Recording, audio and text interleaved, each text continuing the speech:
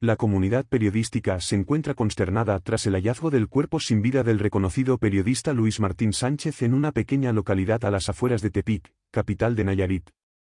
Martín Sánchez, quien era corresponsal de la jornada en el estado del Pacífico mexicano, llevaba desaparecido desde el miércoles y su cadáver fue encontrado 3 días después.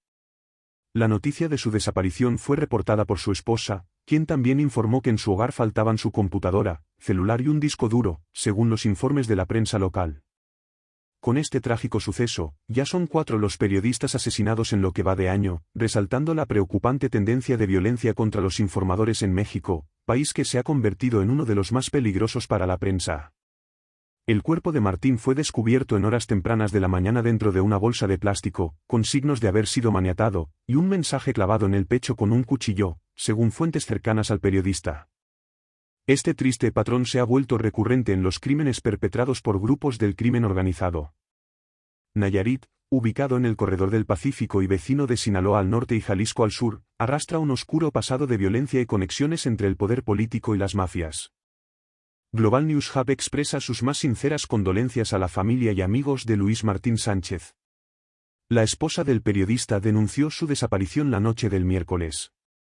Después de regresar a su hogar tras un viaje familiar, se confirmó que Luis Martín Sánchez había llegado bien a casa, pero posteriormente se perdió su rastro alrededor de las 9 horas. La denuncia presentada también detallaba que al día siguiente, el jueves, su hija recibió una llamada de desconocidos que afirmaban tener un mensaje para su padre. El trágico asesinato de Luis Martín Sánchez se suma a una lamentable estadística de violencia contra los periodistas en México.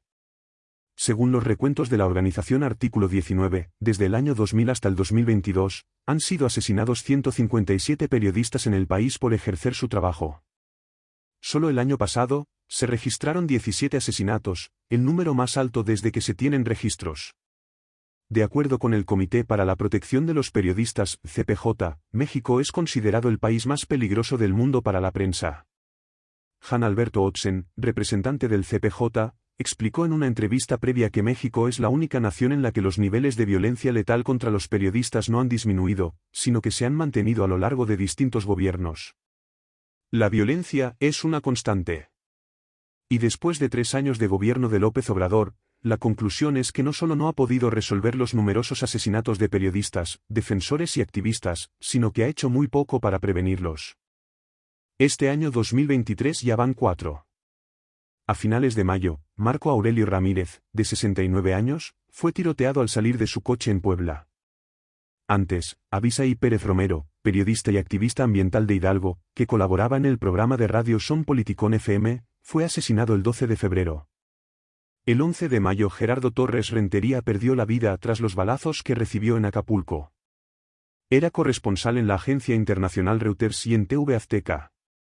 El periodismo es una profesión fundamental para la democracia, y la pérdida de un periodista comprometido como Luis Martín Sánchez es una tragedia que no solo afecta a su familia y amigos, sino a toda la sociedad. Es imperativo que se haga justicia y se garantice la seguridad de los periodistas, para que puedan realizar su labor sin temor a represalias. Gracias por ver este vídeo. Esperamos que hayas disfrutado de nuestro contenido. Si te gustó, te invitamos a darle me gusta y compartirlo con tus amigos y familiares para que ellos también puedan disfrutarlo. Si aún no estás suscrito a nuestro canal, te animamos a que te suscribas y actives las notificaciones para que no te pierdas nuestros futuros vídeos. Estamos comprometidos a brindarte contenido interesante y entretenido. Nos encanta recibir tus comentarios, así que déjanos saber tu opinión en la sección de comentarios. ¿Te gustaría ver más vídeos sobre este tema o tienes alguna sugerencia para futuros contenidos? Haznoslo saber. Gracias por tu apoyo y nos vemos en el próximo vídeo.